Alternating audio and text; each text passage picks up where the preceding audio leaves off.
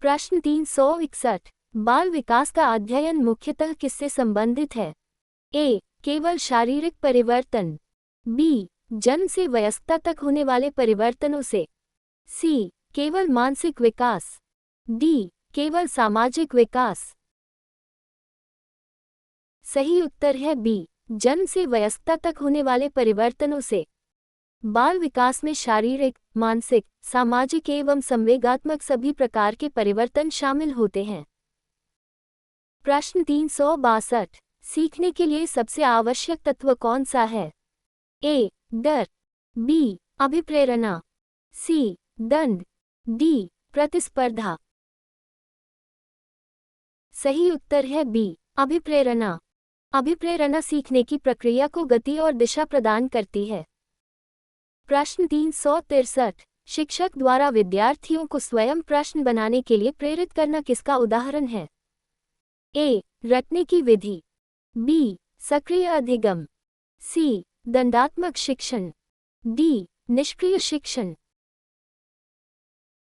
सही उत्तर है बी. सक्रिय अधिगम। स्वयं प्रश्न बनाना विद्यार्थियों की सक्रिय सहभागिता और चिंतन क्षमता को बढ़ाता है। प्रश्न 364। समावेशी शिक्षा का उद्देश्य है? ए. बच्चों को अलग अलग पढ़ाना। बी. सभी बच्चों को साथ में गुणवत्तापूर्ण शिक्षा देना।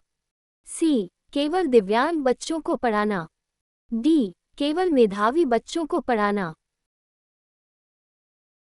सही उत्तर है बी. सभी बच्चों को साथ में गुणवत्तापूर्ण शिक्षा देना।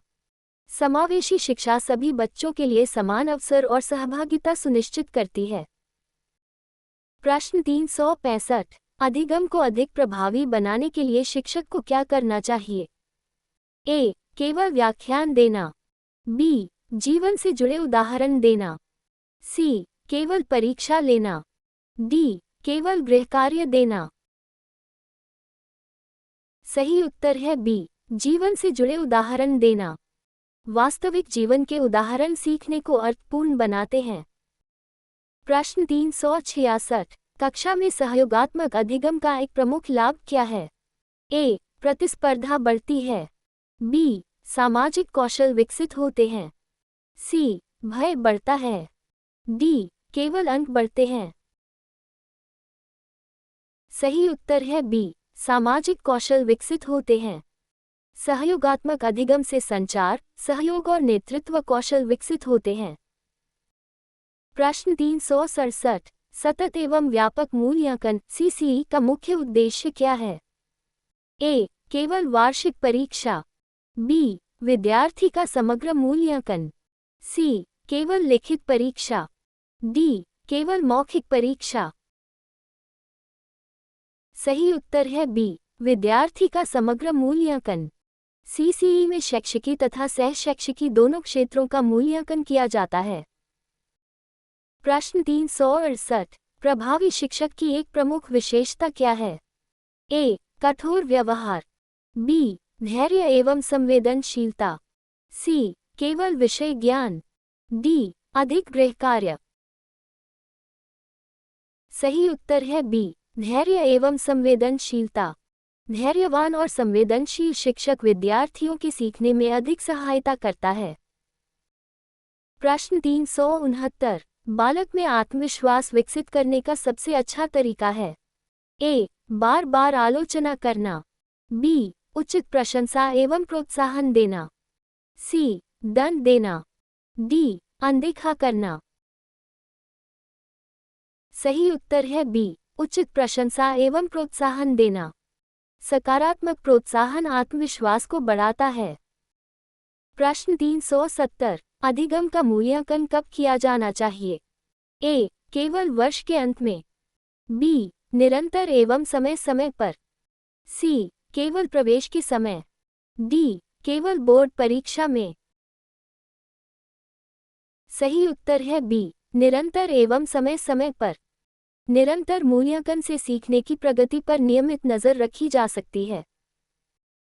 प्रश्न 371। शिक्षक को विद्यार्थियों की व्यक्तिगत भिन्नताओं का ध्यान क्यों रखना चाहिए? ए. क्योंकि सभी एक जैसे सीखते हैं। बी. क्योंकि प्रत्येक विद्यार्थी अलग गति एवं शैली से सीखता है। सी, केवल परीक्षा के लिए। डी, इसकी आवश्यकता नहीं होती। सही उत्तर है बी, क्योंकि प्रत्येक विद्यार्थी अलग गति एवं शैली से सीखता है। हर विद्यार्थी की क्षमता, रुचि और सीखने की शैली अलग होती है। प्रश्न 372, कक्षा में रचनात्मकता विकसित करने के लिए शिक्षक को क्या करना चाहिए? ए, केवल एक सही उत्तर स्वीकार करना। बी, नए विचारों को प्रोत्साहित करना। सी, रटने पर बल देना। डी, कठोर अनुशासन रखना। सही उत्तर है बी, नए विचारों को प्रोत्साहित करना। स्वतंत्र एवं नवीन सोच रचनात्मकता का आधार है। प्रश्न 373, अधिगम में प्रतिपुष्टि फीडबैक का सबसे बड़ा लाभ क्या है? ए, विद्यार्थी को दंड देना। बी, त्रुटियों में सुधार करना। सी, केवल अंक बढ़ाना। डी, केवल परीक्षा कराना। सही उत्तर है बी, त्रुटियों में सुधार करना। प्रतिपुष्टि विद्यार्थियों को अपनी गलतियों को समझने और सुधारने में सहायता करती है। प्रश्न 374, बाल विकास में खेल का सबसे महत्वपूर्ण योगदान क्या है? ए, केवल मनोरंजन। बी, समग्र विकास। सी, केवल शारीरिक विकास। डी, केवल सामाजिक विकास। सही उत्तर है बी, समग्र विकास। खेल बालक के शारीरिक, मानसिक, सामाजिक और भावनात्मक विकास में सहायक है। प्रश्न 375, शिक्षक को सीखने का वातावरण कैसा बनाना चाहिए? ए, महत्वपूर्ण। बी, सहयोगी एवं प्रेरणादायक। सी, कठोर। डी, दंडात्मक। सही उत्तर है बी, सहयोगी एवं प्रेरणादायक। सहयोगी वातावरण में विद्यार्थी अधिक प्रभावी ढंग से सीखते हैं। प्रश्न 376, बालक की जिज्ञासा बढ़ाने के लिए शिक्षक को क्या करना चाहिए? ए, प्रश्न पूछने से रोकना। बी, प्रश्न पूछने के लिए प्रोत्साहित करना। सी, केवल उत्तर लिखवाना। डी, अधिक गृहकार्य देना। सही उत्तर है बी, प्रश्न पूछने के लिए प्रोत्साहित करना। प्रश्न पूछने की स्वतंत्रता जिज्ञासा और चिंतन को बढ़ाती है। प्रश्न 377, कक्षा में आईसीटी का उपयोग मुख्यतः किस लिए किया जाता है? ए, केवल उपस्थिति दर्ज करने के लिए। बी, शिक्षण को प्रभावी एवं आकर्षक बनाने के लिए। सी, केवल परीक्षा लेने के लिए। डी, केवल अंक देने के लिए।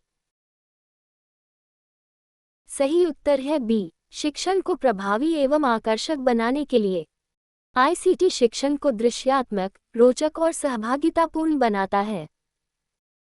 प्रश्न 378, प्रभावी मूल्यांकन का आधार क्या होना चाहिए? ए, केवल लिखित परीक्षा। बी, विविध मूल्यांकन विधियां। सी, केवल मौखिक परीक्षा। डी, केवल गृहकार्य। सही उत्तर है बी, विविध मूल्यांकन विधियां। विभिन्न मूल्यांकन विधियों से विद्यार्थी की वास्तविक उपलब्धि ज्ञात होती है। प्रश्न 379, शिक्षक का व्यवहार विद्यार्थियों पर क्या प्रभाव डालता है? ए, कोई प्रभाव नहीं। बी, सीखने एवं व्यक्तित्व विकास पर प्रभाव डालता है। सी, केवल परीक्षा परिणाम पर। डी, केवल अनुशासन पर। सही उत्तर है बी, सीखने एवं व्यक्तित्व विकास पर प्रभाव डालता है। शिक्षक का व्यवहार विद्यार्थियों के व्यक्तित्व और अधिगम दोनों को प्रभावित करता है। प्रश्न 380, यूपीटीईटी के अनुसार बाल विकास एवं शिक्षाशास्त्र का मुख्य उद्देश्य क्या है? ए, केवल परीक्षा उत्तीर्ण कराना। बी, प्रत्येक बालक के समग्र एवं संतुलित विकास को सुनिश्चित करना। सी, केवल पाठ्यक्रम पूरा करना। डी, केवल उच्च अंक दिलाना। सही उत्तर है बी, प्रत्येक बालक के समग्र एवं संतुलित विकास को सुनिश्चित करना। बाल विकास एवं शिक्षाशास्त्र का उद्देश्य प्रत्येक बालक के सर्वांगीण विकास के लिए उपयुक्त शिक्षण वातावरण प्रदान करना है। Thank you for joining us. Please like, share and subscribe for more such quizzes. Stay tuned for the next quiz.